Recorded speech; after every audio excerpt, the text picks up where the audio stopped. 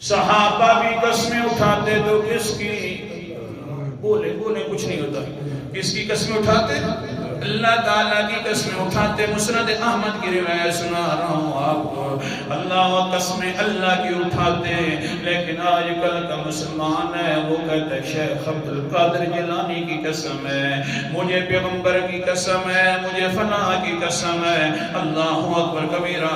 حضرت عبداللہ ابن عمر، اثر کے دروس میں بھی اس کا تذکرہ میں نے کیا، حضرت عبداللہ ابن عمر رضی اللہ تعالیٰ عنہ بیٹھے ہوئے ہیں، حضرت سعید ابن مسیب فرماتے ہیں میں بھی ساتھ ہوں، ایک انسان آگیا کہتا ہے اجناہ علی ان احلف بالکعبۃ یا ابن عمر، اے عبداللہ ابن عمر جی ایک مسئلہ پیش آ گیا ہے، بڑا پریشان ہوں۔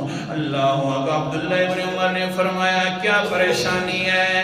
کہنے لگا جی مسئلہ یہ ہے کہ میں نے قسم اٹھا دی کعبہ کی کہ مجھے کعبے کی قسم ہے، کیا میرے اوپر گناہ ہے کہ نہیں ہے؟ فقال ابن عمر فرمانے لگے لما تحلف، کس وجہ سے تو نے قسم اٹھائی بالکعبہ، کعبہ کے بارے میں؟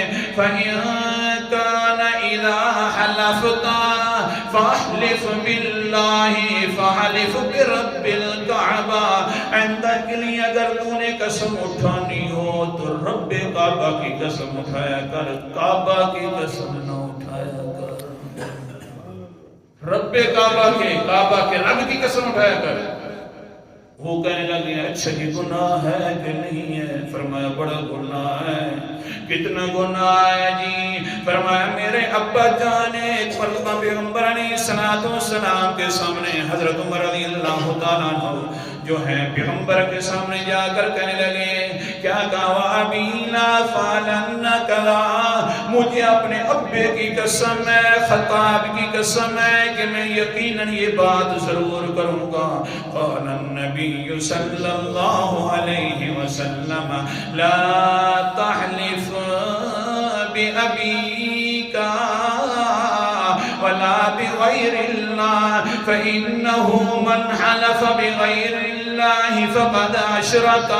او عمر جی اپنے باپ کی بھی قسم نہ اٹھایا کر، اللہ کے علاوہ کسی کی قسم نہ اٹھایا کر، کیونکہ جو اللہ کے علاوہ کسی غیر کی قسم اٹھاتا ہے پیغمبر نے فرمایا فقد اشرک، اس نے شرک کیا ہے۔